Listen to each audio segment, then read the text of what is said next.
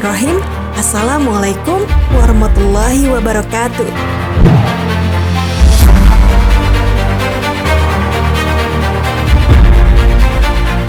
Sahabat Muslim, dalam sebuah hadis, Rasulullah pernah bersabda, pemuka wanita ahli surga ada 4. Ia adalah Maryam binti Imran, Fatimah binti Rasulullah, Khadijah binti Khuwailid, dan Asia.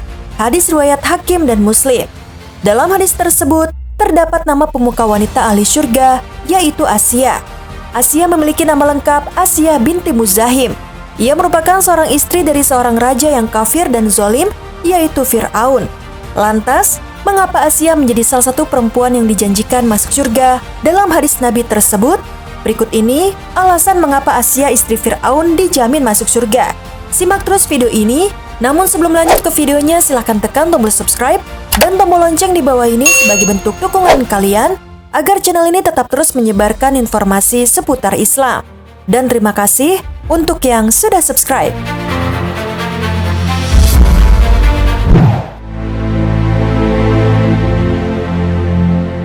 Sahabat Muslim, Asia binti Muzahim adalah istri kesayangan Fir'aun, seorang raja yang kafir dan zalim. Dia menjadi istri Fir'aun setelah Fir'aun melakukan pemaksaan untuk menjadikannya sebagai istri.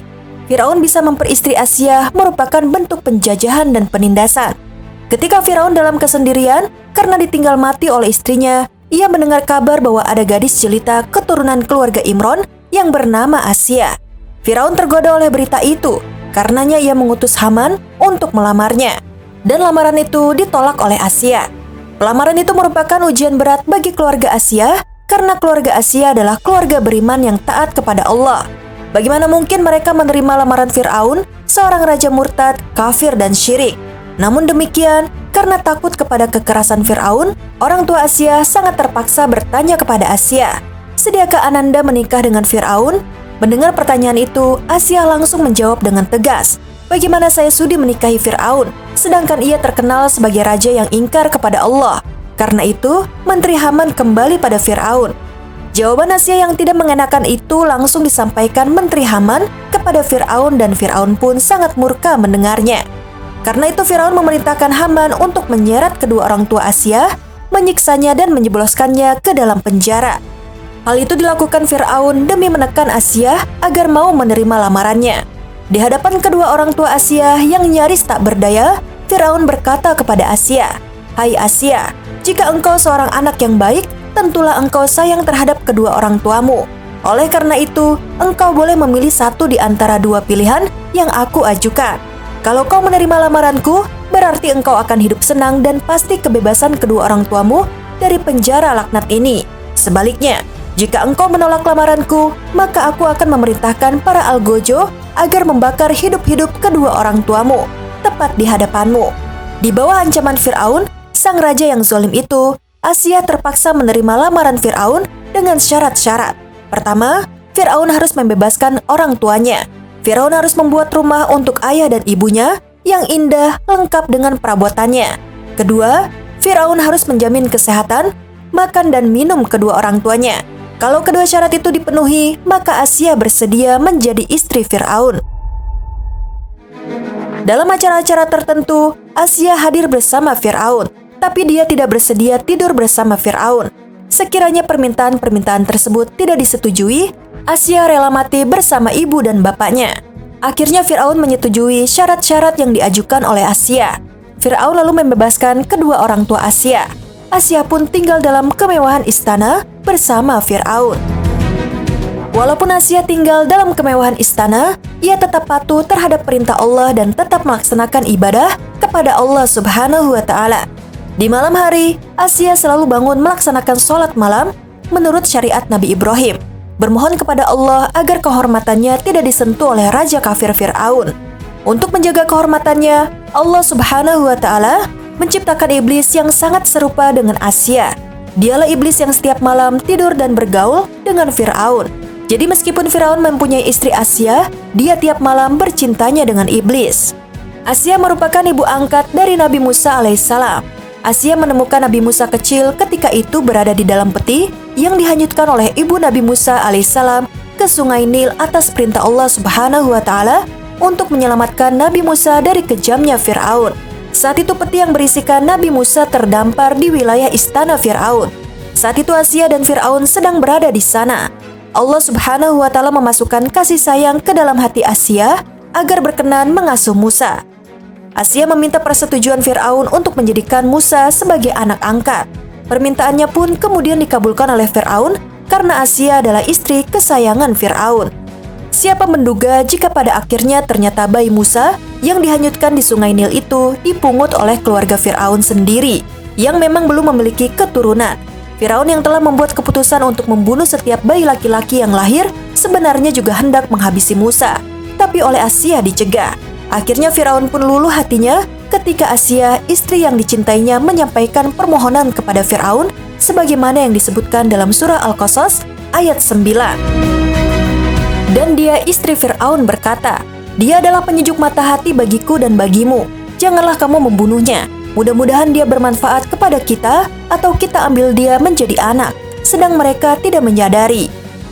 Demikianlah kehendak Allah yang hendak menyelamatkan Nabi Musa, hingga akhirnya Nabi Musa diambil menjadi anaknya, diasuhnya dengan penuh kasih dan sayang.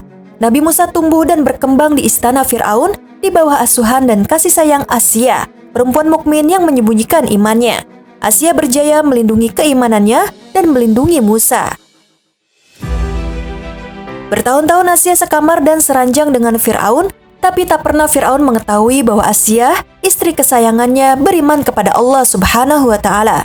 Iman Asya kepada Allah terbongkar ketika iman Maisyitoh terbongkar. Putri Fir'aun yang bernama Ana memberitahu Fir'aun bahwa Maisyitoh tidak bertuhankan Fir'aun, tetapi ia bertuhankan Allah. Seketika itu juga Fir'aun marah dan memerintahkan Haman supaya Maisyitoh dan keluarganya dimasukkan dalam kuali besar. Ketika Fir'aun mengetahui bahwa istri kesayangannya bertuhankan Allah, sangat murkalah raja yang zolim itu. Ia memerintahkan agar Asya, istri kesayangannya itu, dibenamkan kakinya ke dalam tanah, dan di atasnya diletakkan pasak dari beton agar ia mengingkari Allah dan menjadikan Fir'aun sebagai tuhannya. Tetapi Asya tetap dalam keyakinannya dan berdoa kepada Allah sebagaimana yang tersebut dalam Al-Quran Surat At-Tahrim ayat 11.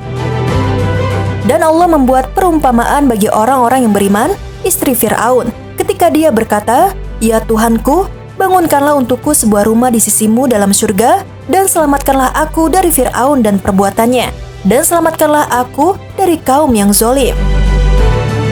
Doa Asya didengar oleh Allah Subhanahu wa Ta'ala dan mengutus malaikat kepada Asya yang sedang tersiksa untuk memperlihatkan tempatnya kelak di dalam surga. Akhirnya Asya binti Muzahim gugur di tangan tentara Fir'aun sebagai syuhada yang mempertahankan keimanannya. Asya hingga akhir hayatnya tetap beriman kepada Allah dan tidak mau mengakui Fir'aun, suaminya, sebagai Tuhan. Karena keimanan yang dapat dijaga tersebut, Asya mendapat jaminan surga sebagaimana yang dikatakan Rasulullah SAW bahwa ia adalah salah satu dari keempat wanita yang dijamin masuk surga. Masya Allah.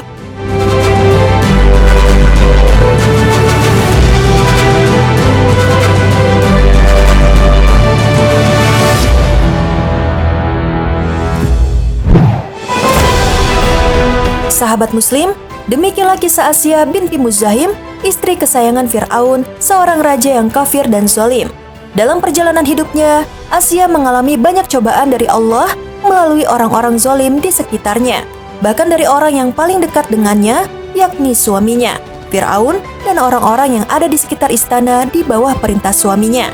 Tetapi karena ia memiliki kesabaran dan keteguhan iman kepada Allah Subhanahu wa Ta'ala, ia berhasil melewati ujian dari Allah dengan baik, dan ia menjadi salah satu wanita dari keempat wanita yang disebutkan oleh Rasulullah sebagai wanita ahli surga. Masya Allah, semoga kita semua dapat mengambil hikmah dari kisah ini. Amin ya Rabbal Alamin. Sekian video kali ini. Wassalamualaikum warahmatullahi wabarakatuh.